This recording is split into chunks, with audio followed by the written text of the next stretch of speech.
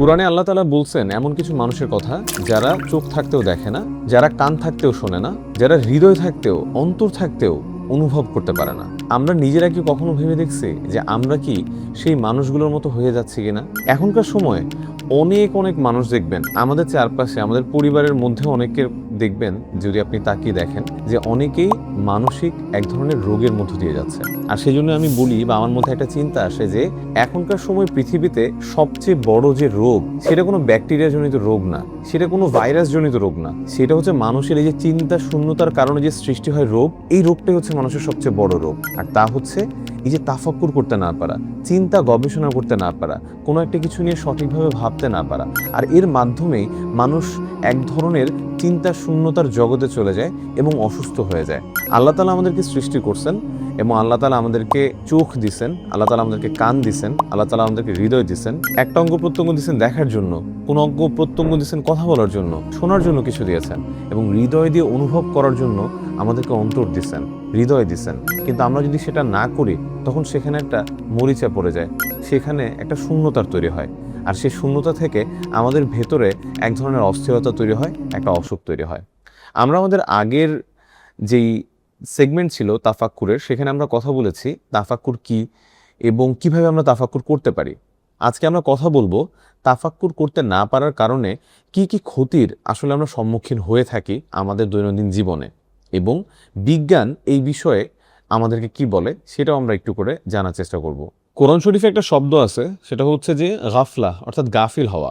যে মানুষটা উদাসীন অথবা গাফেল, সে মানুষটা এক ধরনের খারাপ সময়ের মধ্য দিয়ে তার জীবন অতিবাহিত করে।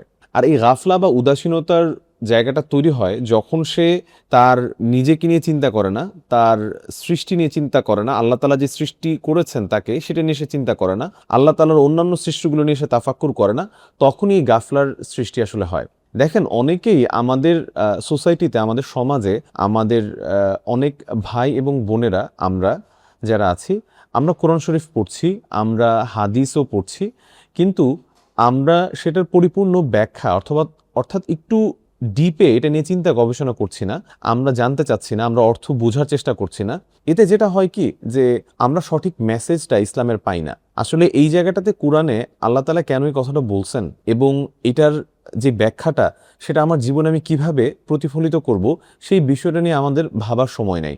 আমরা 5 ওয়াক্ত নামাজ এবং রুটিন যে কাজগুলো আছে সেগুলো নিয়ে খুব বেশি নিজেদেরকে ব্যতিব্যস্ত রাখি, ভাবি যে অতটুকু করলে আমাদের হবে। কিন্তু সঠিক ইসলামের পরিপূর্ণ সমাজের যে রেজাল্ট আমরা পেতে চাই, সেটা যদি আমাদের পেতে হয়, তখন আমাদেরকে এই অর্থগুলো বুঝতে হবে এবং তা নিয়ে চিন্তা গবেষণা করতে হবে, নিজেদের মধ্যে একটা পাঠচক্রের ব্যবস্থা করতে হবে, নিজেরা এই বিষয়গুলো নিয়ে প্রচুর প্রচুর অ্যাক্টিভিটি করতে হবে। তখনই কেবল সম্ভব ইসলাম আমাদেরকে যে মেসেজগুলো দিয়েছে সুন্দর একটা সমাজ গড়ে তোলার জন্য, সেটা আমাদের দ্বারা সম্ভব হবে। কিন্তু আমরা সেই কাজটা থেকে অনেকটুকু পিছিয়ে পড়ি। এবং প্রতি সপ্তাহে আমরা যদি নিজেদের অন্তরটাকে পরিষ্কার করার জন্য চেষ্টা করি, অর্থাৎ দেখেন, যখন আমাদের কোনো একটা রুম আমরা ক্লিন করি, অল্প কিছুদিন ক্লিন না করলে কিন্তু রুমটা একটু অপরিষ্কার হয়ে যায়।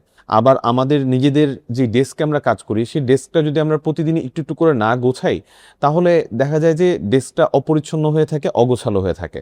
ঠিক তেমনিভাবে আমাদের হৃদয় বা আমাদের অন্তরটাও কিন্তু সেরকম।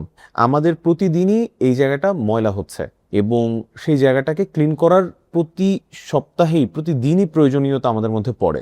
আমরা যদি একটু মেডিটেশন করি, আমরা যদি একটু চিন্তা গবেষণা করি, তাফাক্কুর করি, তখন আমাদের এই ময়লাগুলো, এই অগোছালো অবস্থাটা আমাদের হৃদয় থেকে, অন্তর থেকে সরে যাবে। এবং সেটা করার জন্য আমাদেরকে ঠিক যেমনিভাবে তাফাক্কুর এবং চিন্তা গবেষণা করতে হবে, ঠিক তেমনিভাবে আমাদেরকে জ্ঞান অর্জন করতে হবে। আমরা যতটুকু পারবো, সেটা কেউ যদি বই পড়ার অভ্যাস থাকে, সেই বই পড়ার মাধ্যমে সেই জ্ঞান অর্জন করবে। কেউ যদি, অনেকেরই বই পড়ার অভ্যস্ততা সেভাবে থাকে না, তারা মানুষের সাথে মেশার মাধ্যমে অনেক অনেক জ্ঞান অর্জন করা সম্ভব হয়। একটা ভালো প্রোডাক্টিভ আড্ডার মধ্যে থেকে অনেক অনেক মানুষের জীবনের একটা এক্সপিরিয়েন্স বোঝা যায়, শেখা যায়, সেখান থেকে নিজের জীবনে প্রয়োগ করা যায়। অর্থাৎ এমন না যে আমি মানুষের সাথে শুধুমাত্র মিশবো যে একটা শুধুমাত্র এন্টারটেনমেন্টের জন্য, কিন্তু আমরা যদি কিছু একটা ভালো শিখতে চাই, একটা ভালো প্রোডাক্টিভ আড্ডার মধ্যে থেকে, সেটাও আমাদের সম্ভব হবে যদি আমরা সঠিক একটা নিয়ত করতে পারি, প্ল্যান করতে পারি। আর যতটুকু সম্ভব ঘোরার চেষ্টা করা, যদি আমরা বেশি বেশি ঘুরতে পারি, নতুন নতুন মানুষের সাথে মিশতে পারি, সেখান থেকে আমাদের একটা অভিজ্ঞতা অর্জন হবে। আর এখনকার সময় তো বই যদি কেউ না পড়তেও চায়, সেক্ষেত্রেও দেখা যায় যে সুন্দর সুন্দর পডকাস্ট শোনা বা অডিও বুক শোনা, এর মাধ্যমেও কিন্তু মানুষ জ্ঞানার্জনের জায়গাটা পরিপূর্ণ করতে পারে। এবং যা আমরা জ্ঞানার্জন করছি সেটা নিয়ে যদি আবার আমরা তাফাক্কুর করি, চিন্তা গবেষণা করি, একটু সময়, প্রত্যেকটা দিন 5 মিনিট 10 মিনিট করে একটু সময় অতিবাহিত করতে পারি, সেইটা আমাদের জীবনে অনেক ভালোভাবে প্রতিফলিত হবে। এবং আমরা এই চিন্তা গবেষণার মাধ্যমে মানুষের একটা সুস্থতার মধ্যে আমরা আসতে পারবো। একটা মানুষ কেন রাগ করতেছে সেটা বুঝতে পারবো। একটা মানুষ কখন হাসি খুশির মধ্যে আছে, সেই মানুষটার সাথে কোন সময় কোন কথাগুলো বলতে হবে, সেইগুলোও আমরা অনুধাবন করতে পারবো। আপনি শেষ কবে ফোন টোন একেবারে সব কিছু রেখে ইলেকট্রনিক ডিভাইস যেগুলো আপনি ব্যবহার করেন সেগুলো সম্পূর্ণ একেবারে সুইচ অফ করে অথবা এয়ারপ্লেন মুডে দিয়ে অথবা দূরে রেখে নিজের মতো করে চিন্তা করার জন্য একেবারে দূরে কোথাও যেয়ে অথবা নিজেরই কোনো একটা স্পেসে থেকে আপনি চিন্তা গবেষণা করছেন বা তাফাক্কুর করছেন অথবা নিজেকে একটা সময় দিয়েছেন? লাস্ট কিছুদিনই কি এটা হয়েছে? আমাদের প্রত্যেকেরই জীবনের যে ব্যস্ততার মধ্য দিয়ে আমরা সময় অতিবাহিত করি, যার যত বেশি ব্যস্ততা থাকে তার তত বেশি এই নীরব মুহূর্তের প্রয়োজনীয়তা পড়ে। কেননা এই যে আমরা কাজগুলো করছি সেটার জন্য আমরা যেমন একটা ইলেকট্রনিক ডিভাইসকে আমরা চার্জিংয়ের মাধ্যমে চার্জ করে তারপরে আবার সেটার ব্যবহার করি, ঠিক তেমনিভাবে আমরা যদি তাফাক্কুর বা চিন্তা গবেষণা করি বা নিজেদের জন্য একটা নীরব মুহূর্তের সময় অতিবাহিত করতে পারি নিজেদের জন্য, তখন আমাদের অন্তরটাও, আমাদের হৃদয়টাও, আমাদের নিজেদের ভেতরের যেই অবস্থাটা সেটাও একটা চার্জিংয়ের মধ্য দিয়ে যায় এবং তার মাধ্যমে আমরা পরবর্তীতে সেই এনার্জির সাথে পরের দিনের আমরা কাজগুলো করতে পারি। কিন্তু এখনকার সময়ে আমরা এত এত ইলেকট্রনিক ডিভাইস এবং এত এত টেকনোলজির দ্বারা নিজেদের মধ্যে আচ্ছাদিত হয়ে থাকি যে আমাদের জন্য এই সময়টা বের করা একটু ডিফিকাল্ট হয়ে যায়।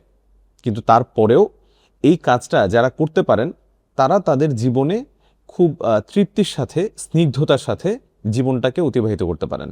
ইবনুল কাইয়িম রাহিমাহুল্লাহ যেরকম বলেছেন, যেটা আমরা এর আগেও বলেছি, যে 1 ঘন্টার তাফাক্কুর বা চিন্তা গবেষণা করা সারা রাতের ইবাদতের চেয়ে উত্তম। আপনি সারা রাত ইবাদত করলেন, নামাজ পড়লেন, কোরআন শরীফ পড়লেন, অবশ্যই আপনার সওয়াব হলো। এর পাশাপাশি আপনি যদি তাফাক্কুর করতে পারেন, চিন্তা গবেষণা করতে পারেন, আপনি আল্লাহ তাআলাকে আরও ভালোভাবে বুঝতে পারবেন। আল্লাহ তাআলার সৃষ্টি নিয়ে আপনি চিন্তা গবেষণা করার কারণে আপনার ভেতরে এমন একটা দর্শন আসবে যেটা আপনার সারা জীবনের একটা গতিপথকে বদলে দিতে পারে। ঠিক সেই কারণেই আমাদের যে শায়েখ এই কথাটি বলেছিলেন, তিনি আমাদেরকে কোয়ান্টিটিতে মনোযোগ দেওয়ার চেয়েও কোয়ালিটির দিকে বেশি মনোযোগ দিতে বলেছেন। অনেক অনেক বড় বড় কিছু উদ্ভাবিত হয়, ইনোভেট হয় শুধুমাত্র এই চিন্তা এবং গবেষণা করার কারণে, তাফাক্কুর করার কারণে। কিন্তু আমাদের মুসলিমদের মধ্যে এই শব্দটা এবং এই শব্দটার প্রয়োগ অনেক বেশি কমে গিয়েছে। আমি নিজেও খুব যখন এই তাফাক্কুর বা চিন্তা গবেষণা না করে থাকি তখন আমার নিজের মধ্যে এক ধরনের শূন্যতা কাজ করে। কিন্তু আমি যদি অল্প কিছুক্ষণের জন্যও এই কাজটাকে অ্যাক্টিভ করতে পারি, নিজের মধ্যে এক্সারসাইজ করতে পারি, যখন করি তখন সেই কাজটা আমাকে অনেক বেশি পরবর্তী দিনের বা পরবর্তী কাজগুলোকে আমাকে একটা প্রাণ দেয়, আমাকে একটা শক্তি দেয়। তাই আমি যেটা বলবো যে আমাদের দৈনন্দিন জীবনে আমাদের যেই ইলেকট্রনিক ডিভাইসেসগুলো আছে, আমাদের টেকনোলজি যেভাবে আমাদেরকে বিভিন্নভাবে আমাদেরকে ফ্যাসিলিটেট করছে, কিন্তু তারপরেও কিছু কিছু সময় টেকনোলজি থেকে এবং আমাদের যে ডিভাইসেসগুলো আছে সেগুলো থেকে দূরে যেয়ে আল্লাহ তাআলার নিদর্শনগুলো নিয়ে চিন্তা গবেষণা করা। আল্লাহ তাআলা আমাদেরকে সৃষ্টি করেছেন, কিভাবে সৃষ্টি করেছেন, কোন অবস্থা থেকে আজকে আমরা এই অবস্থানে এসেছি, আল্লাহ তাআলা আকাশ কিভাবে সৃষ্টি করেছেন, আকাশ তো ভেঙে পড়ছে না, কেন মাটি ফেটে সব কিছু চৌচির হয়ে যাচ্ছে না, এই বিষয়গুলো নিয়ে যদি আমরা চিন্তা করি, একটা পাহাড়কে বিভিন্ন জায়গাতে আল্লাহ তাআলা কেন পাহাড়কে দিয়েছেন, কেন এত সুন্দর সমুদ্র এবং নদী আল্লাহ তাআলা দিয়েছেন, সমুদ্র একটা পাশের সাথে আরেকটা পাশ কেন মিলে যায় না, রং কেন ভিন্ন থাকে, প্রত্যেকটা বিষয় নিয়ে আমাদের চিন্তা গবেষণা করার সুযোগ আছে। একটা পাখি কিভাবে সুন্দরভাবে উড়ে চলছে, কিভাবে সে তার সারা দিন সকালবেলা সে বের হচ্ছে কিন্তু তার রিজিকের সন্ধান করেই সে বাসায় ফেরত যাচ্ছে। এবং কোনো মাখলুকাতি, কোনো সৃষ্টি ক্ষুধার্ত পেটে ঘুমোতে যায় না, ক্ষুধার্ত পেটে সে হয়তো জেগে ওঠে কিন্তু কোনো সৃষ্টি ক্ষুধার্ত পেটে ঘুমোতে যাচ্ছে না। আল্লাহ তাআলা সবারই রিজিকের ব্যবস্থা করতেছেন। তাই এই জিনিসগুলো নিয়ে ভাবা, যখন আমরা এই জিনিসগুলো নিয়ে ভাববো তখন আমাদের ঈমানও আরও অনেক বেশি শক্ত হবে এবং আমাদের নিজেদের ভেতর থেকে মানসিক অস্থিরতা, বিষণ্ণতা, এটা অনেকটা কেটে যাবে এবং না পাওয়ার যে আফসোস সেটাও অনেকাংশেই কমে যাবে। বিজ্ঞান আমাদেরকে কি বলতেছে? বিজ্ঞান বলতেছে যে যখন আমরা তাফাক্কুর করি, চিন্তা গবেষণা করি এবং কোনো কিছু নিয়ে ভাবনার মধ্যে লেগে যাই, ভালো কিছুর মধ্যে, তখন আমাদের প্রিফ্রন্টাল কর্টেক্স বলে একটা জায়গা আছে, সেটা অ্যাক্টিভ হয় এবং সেটা অ্যাক্টিভ হওয়ার মাধ্যমে আমাদের ভেতরে এক ধরনের ভালো অনুভূতি প্রবণতা তৈরি হয় এবং আমাদের ভেতরে যে কর্টিসল নামের যেই হরমোনটা আছে যেটা আমাদেরকে বিষাদগ্রস্ত করে সেটা কমে যায়। এবং প্রিফ্রন্টাল কর্টেক্স হচ্ছে এমন একটা জায়গা ব্রেনের যার মাধ্যমে আমরা চিন্তা করি, যার মাধ্যমে আমরা সিদ্ধান্ত নেই, যেটা আমাদের আবেগটা নিয়ন্ত্রণ করে। আর যখন এটাকে আমরা অ্যাক্টিভেট করতে পারি তখন আমাদের মস্তিষ্কে নতুন একটা সংযোগ তৈরি হয়, মানে মস্তিষ্কটা নতুনভাবে সুগঠিত হয়।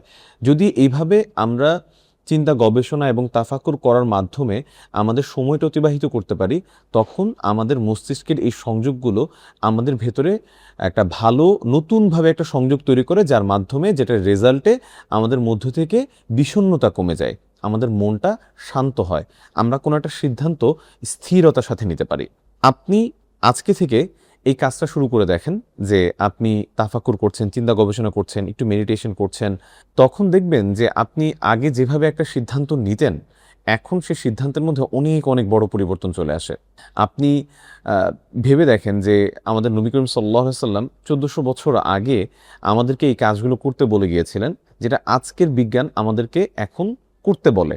আপনি যেই ডাক্তারের কাছেই আপনি আপনার মানসিক রোগ, বিষণ্ণতা, অবসাদ নিয়ে যাবেন, সেই ডাক্তারই আপনাকে এই স্থিরতার কথা অবশ্যই অবশ্যই কোনো না কোনো একটা পর্যায়ে যে আপনাকে বলবে, করার জন্য বলবে। তাই আমরা যদি এই কাজগুলো করতে পারি, এই ভাবনার জগতে ডুব দিতে পারি, চিন্তা গবেষণা করতে পারি এবং সেটার মধ্য দিয়ে আমরা ইসলামের এবং আল্লাহ তাআলার নিদর্শনগুলো নিয়ে ভাবতে পারি, সেটা আমাদের মধ্য থেকে আমাদের অস্থিরতাকে অনেক অনেক দূর করে দিবে। তাই যখনই বিষণ্ণতা কাজ করবে, যখনই অস্থিরতা কাজ করবে, তখনই একবার নাক দিয়ে নিঃশ্বাস নেবেন এভাবে 10 সেকেন্ড রেখে তারপরে মুখ দিয়ে আস্তে আস্তে করে ছেড়ে দিবেন।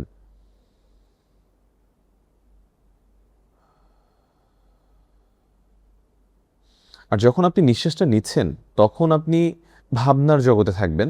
আপনি কোনো একটা নির্দিষ্ট বিষয় নিয়ে আপনি ভাববেন এবং ওই মুহূর্তটাতে অন্য কোনো কিছু নিয়ে চিন্তা করবেন না।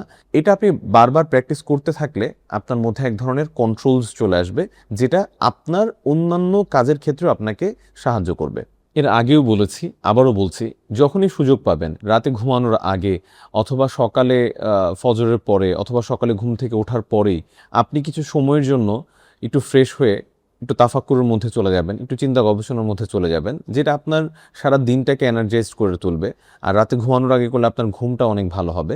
অথবা আপনি মসজিদে গেলেন, নামাজে কিছুক্ষণ আগে যদি চলে যান, অল্প কিছু সময় যদি থাকে, একটা কোণাতে বসে আপনি নিজের মতো করে তাফাক্কুর করলেন, চিন্তা গবেষণা করলেন, প্রয়োজনে একটু চোখটা বন্ধ করলেন, একটু ভাবলেন, নিজের জীবন নিয়েও ভাবলেন, নিজের কাজগুলো নিয়েও ভাবলেন, আল্লাহ তাআলার সৃষ্টি নিয়ে ভাবলেন, ইসলাম নিয়ে ভাবলেন, তখন আপনার মনের মধ্যে এই স্থিরতাটা চলে আসবে, যেটার জন্য আমরা সব সময় নিজেদেরকে চেষ্টা করে যাই, যে স্থিরতার খোঁজে আমরা থাকি, যে অস্থিরতার মধ্যে দিয়ে আমাদের জীবন পরিচালিত হয়।